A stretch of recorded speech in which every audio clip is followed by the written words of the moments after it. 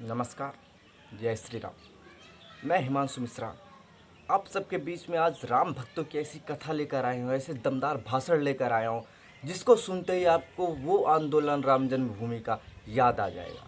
दोस्तों, आज साध्वी रितंभरा, उमा भारती, अशोक सिंघल जी, श्रद्धेय अटल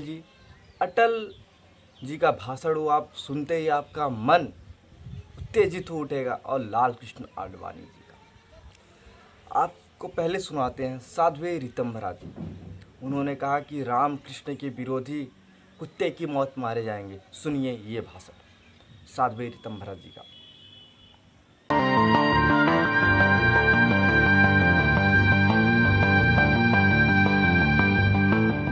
कहो गर्व से हम हिंदू हैं, हिंदुस्तान। और राम कृष्ण गंगा का विरोधी जो हमसे टकराएगा वो कुत्ते की मौत यहाँ पर देखो मारा जाएगा। मारी तान तान चूरन ने फिर तुमको धिक्कारा है। कहो गर्व से हम हिंदू हैं, हिंदुस्तान। तो दोस्तों, आपने देखा साध्वी रितंभरा जी के भाषण में कैसे राम भक्तों में वो जोश आता है, वो जज्बा आता है कि तुरंत ही राम मंदिर का निर्माण करने के लिए आतुर हो जाते हैं। अब आप सुनिए उमा भारती जी का वो भाषण। उन्होंने कहा कि अगर आप राम भक्तों पे गोलियां चलवाएंगी आपको सीने की कमी नहीं पड़ेगी बल्कि गोली की कमी पड़ जाएगी। ऐसी थी हमारी उमा भारती जी, मध्य प्रदेश के पूर्व मुख्यमंत्री, जो आज साध्वी उमा भारती के नाम से जानी जाती हैं। ऐसा कट्टर व्यक्तित्व इन हमारे हिंदू नेताओं में था, महिलाओं में था। जितने भी हिंदू महिला पुरुष सब थे, उन्होंने बढ़ चढ़ के राम मंदिर में हिस्सा लिया। आप सुनिए उमा भारती जी का वो भाषण। क्योंकि गोलियां कम पड़ जाएंगी लेकिन सीने कम नहीं पड़ेंगे जो गोलियों का मुकाबला करेंगे। मेरे प्यारे भाइयों, आपने सुना उमा भारती जी का ऐसा भाषण जिनको सुनते ही राम भक्तों में वो जुनून, वो जज्बा आया, वो जोश आया कि मंदिर निर्माण के लिए अग्रसर होते चले गए। अब सुनिए श्रद्धेय अशोक सिंघल जी का। राम मंदिर विवाद में सबसे बड़ी भूमिका निभाने वाले, बाबरी मस्जिद को ढाने के लिए पहला हथियार उठाने वाले अशोक सिंघल जी का भाषण सुने। उन्होंने बता दिया कि काशी, मथुरा, अयोध्या में आपने जहाँ भी मस्जिदें बनाए रखी हैं उसको हटाओ, नहीं तो हम हिंदू इसी तरीके से सब पे कब्जा कर लेंगे। सुनिए श्रद्धेय सिंघल जी का भाषण। देश में लाखों एकड़ भूमि है, आप अपनी मस्जिद कभी बनाए। हम लोगों ने कभी भारत में जो इन सब पंथों का और सभी उपासना पद्धतियों का सम्मान करता है, इस भारत ने कभी किसी के ऊपर दमन नहीं किया।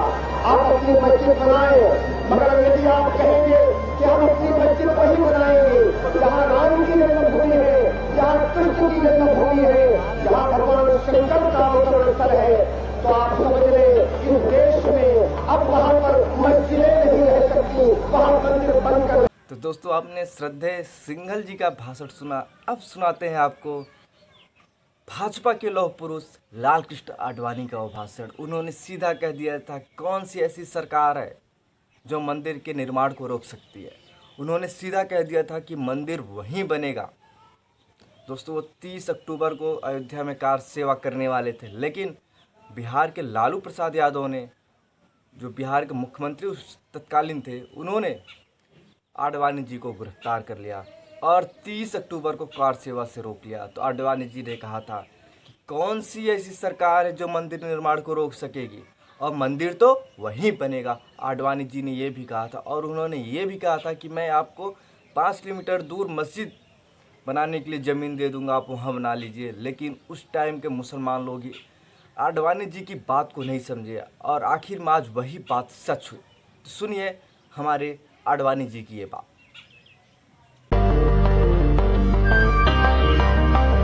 तो सोमनाथ से चला है और जिसने मन में संकल्प किया हुआ है कि 30 अक्टूबर को वहां पर पहुंच करके कार सेवा करेंगे और मंदिर वहीं बनाएंगे, उसको कौन रोकेगा? कौन सी सरकार रोकने वाली है? मेरे भाइयों, आपने देखा कि आडवाणी जी का ये भाषण जो हिंदुओं में ऐसा जोश भर गया कि आज वो बात ही सच हो गई। सुप्रीम कोर्ट ने भी आडवाणी जी की बात मानी और राम मंदिर निर्माण के लिए सब कुछ प्रशस्त कर दिया।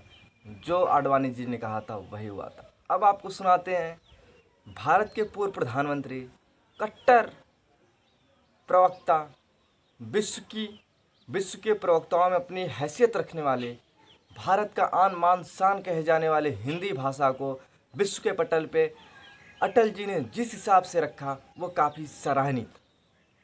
तो सुनिए अटल जी का भाषण, उन्होंने क्या कहा क्या नहीं कहा। जब अटल जी जोश में होते थे, जब उनका वो सर झूमता था, आपको बता रहे हैं, अब भी जब उनके वीडियो हम देखते हैं, जब उनकी भाषा सुनते हैं, लोकसभा में जब उनकी जो तीखी नोक झोंक होती थी, उन्होंने जब कहा था कि हम ऐसी सरकार को तो चिमटे से भी नहीं छूना चाहते, ये सब जब उनके वक्तव्य हम सुनते हैं तो देश प्रेम के साथ, राष्ट्र प्रेम के साथ हिंदुत्व प्रेम भी जाग उठता है। तो सुनिए हमारे अटल जी की ये बात।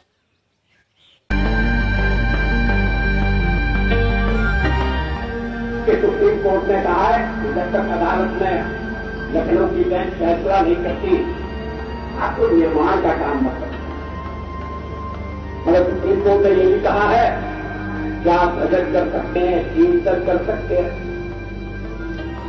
अब भजन एक व्यक्ति नहीं करता, भजन होता है तो सामूहिक होता है, और कीर्तन के लिए तो और भी लोगों की आवश्यकता होती है। और भजन और कीर्तन खड़े खड़े नहीं हो सकते। जब तक खड़े रहेंगे, वहां नुकीले पत्थर निकले, उन पर तो कोई नहीं बैठ सकता। तो जमीन को समतल करना पड़ेगा, बैठने लायक बनाना पड़ेगा।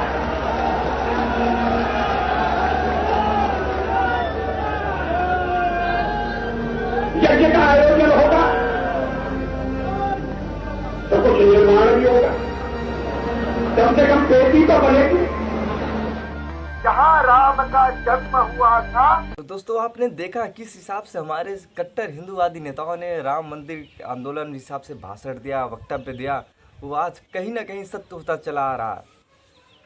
जैसा उस समय एक भाषण चल रहा था, अयोध्या तो एक झांकी है, काशी मथुरा बाकी है, और ये कथन आज भी सत्य है। लेकिन काशी का जो विवाद है, काशी विश्वनाथ कॉरिडोर बनने से ये विवाद ही खत्म होता चला जा रहा है। अब बचता है मथुरा, समय आने पे उसको भी हम देख लेंगे। तो भाइयों, ऐसे हमारे देश के, ऐसे हमारे भाजपा नेता, ऐसे हमारे कट्टर हिंदू नेता जो राम मंदिर के लिए तन मन धन सब कुछ कुर्बान कर दिए। दोस्तों आपको मैं बताता हूँ एक कड़वी सत्य, इस बात को आप ध्यान से समझिएगा, सुनिएगा और लोगों के पास ज़्यादा से ज़्यादा शेयर कीजिएगा। नमस्ते भारत की हर एक बात राष्ट्रवाद की बात होती है और हिंदूवाद की बात होती है। आइए हिंदूवाद की एक बात करते हैं, इसका सारांश क्या निकलता है। देखो, राम भक्तों पे गोली चलाने वाला, संयोग देखिए, राम भक्तों पे गोली चलाने वाला आज कहाँ पर है? हॉस्पिटल में। आडवाणी जी को गिरफ्तार करने वाला आज कहाँ पर है? जेल में है। दोस्तों, जो जैसा बोएगा वैसा ही पाएगा, जैसी करनी वैसी भरनी। देखिए आडवाणी जी ने जो आंदोलन किया, आज वो 90+ होने के बावजूद भी स्वस्थ हैं और राम मंदिर के निर्माण के भूमि पूजन में वो आ भी रहे हैं, लेकिन उनसे छोटे छोटे लोग आज हॉस्पिटलों में हैं। ये सब प्रभु राम की माया है। तो दोस्तों, ऐसी कट्टर हिंदूवादी बात जानने के लिए हमारे नमस्ते भारत को सब्सक्राइब कीजिए, लाइक कीजिए और लोगों के पास शेयर कीजिए। जय श्री राम।